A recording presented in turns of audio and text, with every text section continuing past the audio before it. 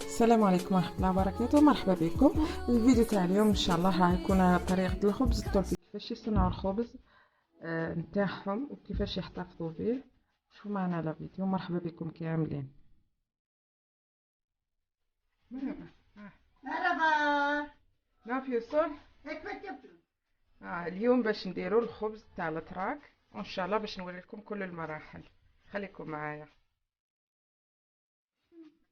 وهنا كيما راكم تشوفوا نستعملوا الماشينة يعني، لانها تقريبا 50 يعني 45 كيلو يعجنوها في مرة.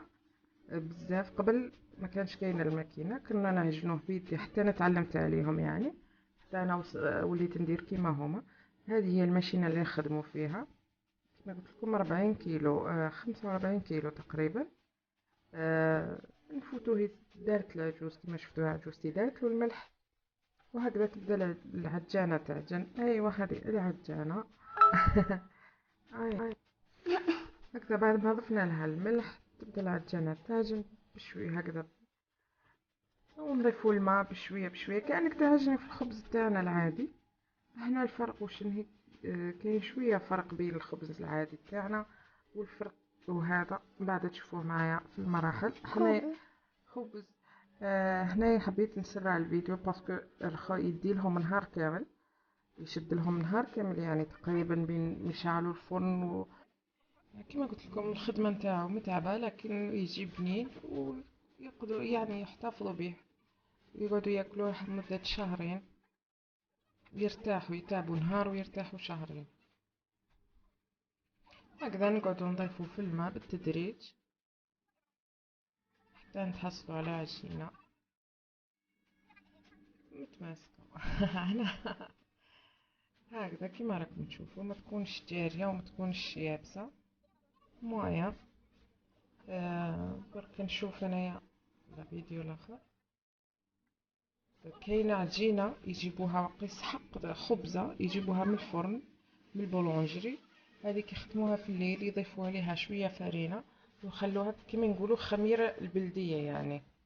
يجيبوا قطعه عجين من الفرن ويزيدوا عليها ويعجنوها، يضيفوا لها الفرينه ويعجنوها، وبعدين هكذا كيما راكم تشوفوا يضيفوها درك شويه هكا ونوريها لكم، ويضيفوها للعجين اللي راهي تتعجن حاليا. غير تبعوا معايا. وهنا كيما راكم تشوفوا ها هي العجينه راح نضيفوها هذه العجينه اللي خليناها بات ليله كامله، هي كانت قطع صغيره وضافوا عليها عجنوها وخلاوها ليله كامله تتخمر، وهكذا تكون خميره بلديه، يسموها الخميره البلديه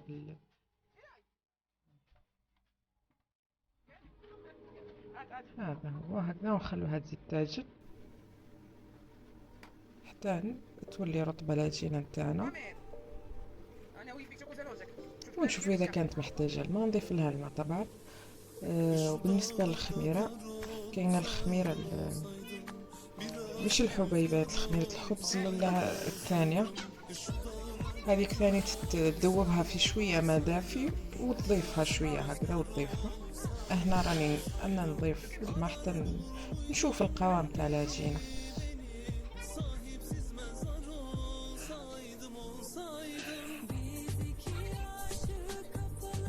ها ويني كما قلت لكم هذه الخميره، قطعه تاع الخميره مش الحبيبات، هذيك هنا ضفتها، هذه في المرحله الاخيره.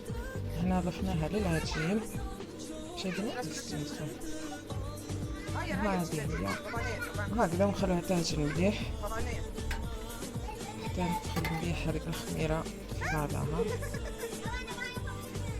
هنا المراية راهي تصور يعني، سامحوني على اذا كانت الصورة مش واضحة. زي بون تعجنت لنا تعجن، كملنا العجين ودركا باش نفرغوها ونخلوها تتخمر. حبيت برك نشارك معكم الاتراك لانهم والله خدمتهم متعبة يعني صيف كامل هما يخدموا يحضروا للشتاء، وعندهم هذا الخبز ماشي كيما حنايا نخدموا كل يوم نهار ولا، ما يخدموا يعني كمية كبيرة الله يبارك. هما كيف النملة يخدموا صيف كامل ويرتاحوا الشتاء.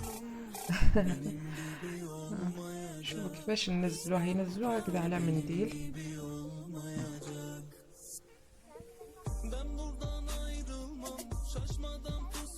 هنا كيما قلت لكم راهي ميراي اللي راهي تصور. شوفوا هنا كيفاش ينزلوها. انا راني شادت لهم الاخر نزلت، هما يفرغوا العجين. وطبعا هذه الاشياء كيما هذه الدار راهي خاصه نقولوا دار العوله، مش اللي يقعدوا فيها. هذه جوست يخدموا فيها الخبز واي حوايج زايدين كيما راكم شفتوا كونجيلاتور ولا، ماشي قاعدين فيها. هذه دار زايده، دار العوله. كيف هكا قسمنا العجين على نصفين باش يهز هنا داك المنديل. درك يهزوه.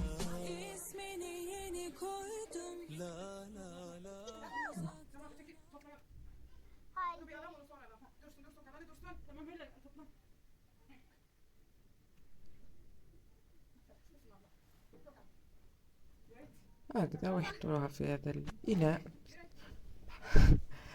حتى ميراي راهي تمس. المهم حتى ولادي يعجنوا معانا هذه المرة. وبهكذا كملنا العجين، نخبطوها كما قلت لكم. وطبعا الحال بارد، يغطوها مليح باش تخمر. انا ممكن ما كانش عندي هذاك الفيديو، حاولت نصور لكم الاشياء والمراحل المهمة. هنا بعد ما نفروها تزيد اسمها اخت راجلي تزيد تعجنها شوية بيدها، هي كإضافة منها مش لازم. هكذا. وراهي الصوبة شاعلة. اللي ما يعرفش وش هي الصوبة، الموقد اللي هنا هذه هي القهوية نتاع الفحم والنار اللي يدفاو عليه. هذه هي هكذا. وراك تغطيها تعجنها شوي حتى ميراي راهي تمس. ميراي لقيت روحها.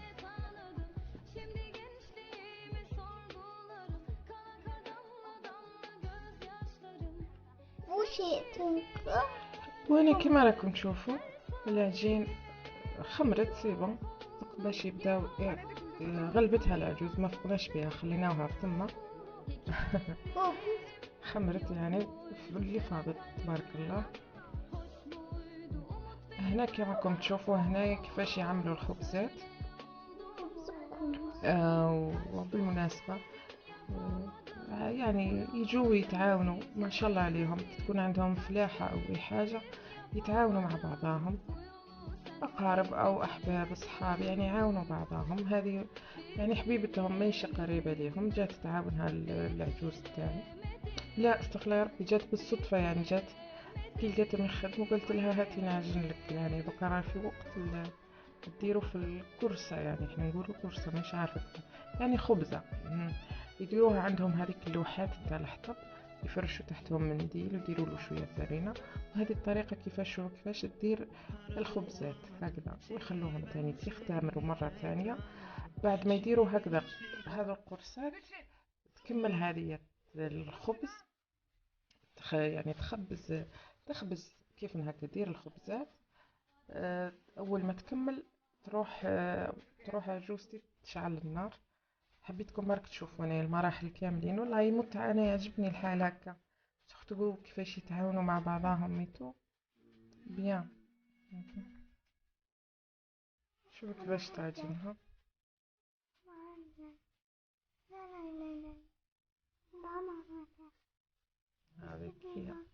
هذه اللوحة هذه راهي مقسمة على كل، يعني كل خبزة تجي وحدها. وهنا كيما راكم تشوفوا الفرن. هنا هذا الفرن يسموه تاع الحجر، تاش فرن يسموه بالتركية. تاش معناها حجر، فرن يعني ما يتغيرش. هنا تبدأ تشعل فيه العجوز تاعي، تشغله هكذا يشعل شوية. وتقعد أول ما يعني تشعل النار تبدأ تضيف في الحطب، يعني ما كاش قد الحاجة الطبيعية، متعبة لكن بنينة.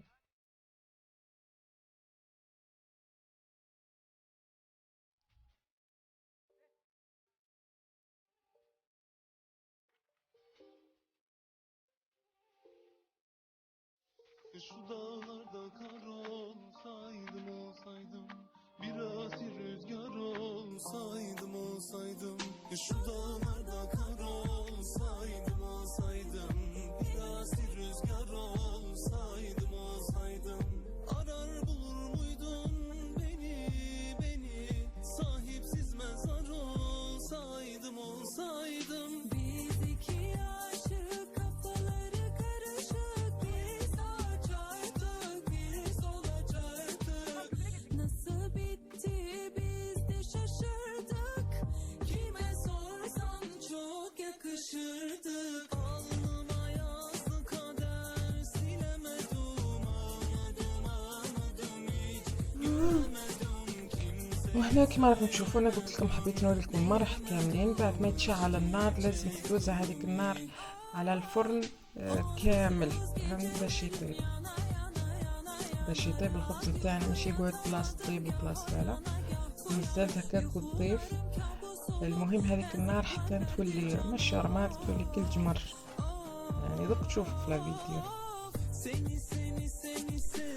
وهنا بالمناسبة العجوز تاعي قالت لي راكي تصوري فيا، قلت لها ايه، قالت لي علاه ما قلتليش نبدل الحوايج راكو يشوفوني هكا يضحكوا عليك. قلت لها علاش يضحكوا عليك، راكي تخدمي وهذه خدمة ماشي وسخر، راهي فارينة يعطيها الصحة ديجا في اللاج تاعها الناس يكونوا قاعدين.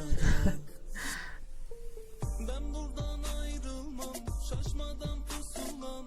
Geceler farksızdı, kancık bir pusudan. Sevdik de katlandık, inan her bir buna. Hepimiz öleceğiz de gömün beni çukura. Bırak tecelli bulsun artık takdir ilahi.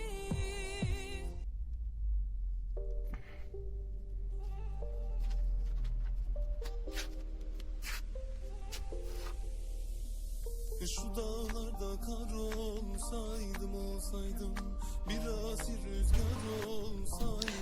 وهنا كما راكم تشوفوا هذا هو الخبز نتاعنا. بعد ما تخمر في الدار كي صاي قريب باش يمسحوه الفرن. دوك نوريكم الطريقه. شوفوا الفرن كي يرجع في هذه المرحله يخرجوه باش يشد روحه. كما قلت لكم يخرجوا الخبز باش يشد روحه، يكون في الدار الفرن. شوفوا هنا كيفاش هذاك الجمر قاعد يجيبوه هنا لقدام. احنا الجزائريين في حلات يعني وين حطينا نعيشوا، حتى انا يعني تعلمت عليهم الحمد لله يا ربي.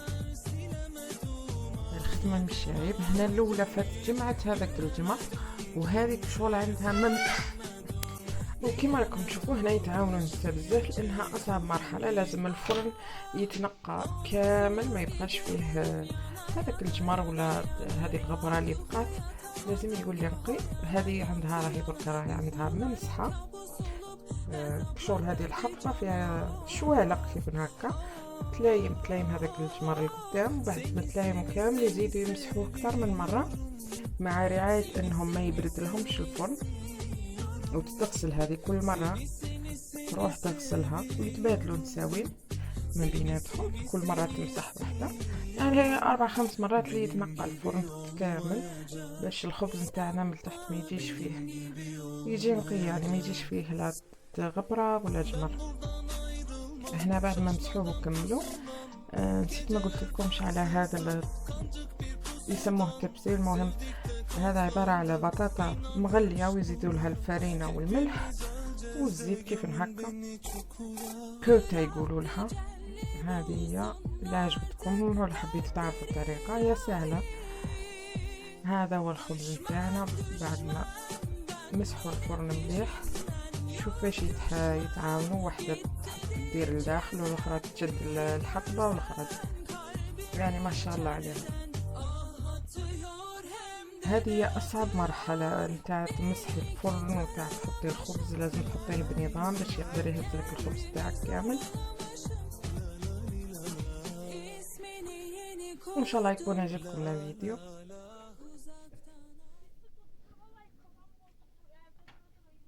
ما نش نقول لكم تجربوه تردونا بالخبر، لكن هو حبيت نعطيكم فكرة على حياة الأتراك الحقيقية، مش هذوك اللي تشوفوها في الأفلام. أو أي استفسار أو أي سؤال مرحبا بكم. هنا كما راكم تشوفوا بعد ما دخلوا الخبز كامل، تغلق عليه كاينه واحد الغطاء هنايا تاع الحديد، تغلق له باش يتحمر شويه، بعد تفتح عليه تخليه يطيب حوالي ساعه. هذا هو الخبز تاع اليوم. وهنايا كما راكم تشوفوا بعد ما طاب الخبز هكذا يدوه للغرفه ويفرشوا له يغطوه. هذا هو الخبز نتاعنا، يفرشوا له ويغطوه يخلوه ليله كامله يبات لانه يكون سخون. غدوه من ذاك يديروه في الساشيات ويدخلوه الكونجيلاتور، وكل يوم يتجبدوا اللي يحبوا عليه. نتمنى انكم يعجبكم الفيديو، ان شاء الله في فيديو اخر نتقابلوا. مع السلامه.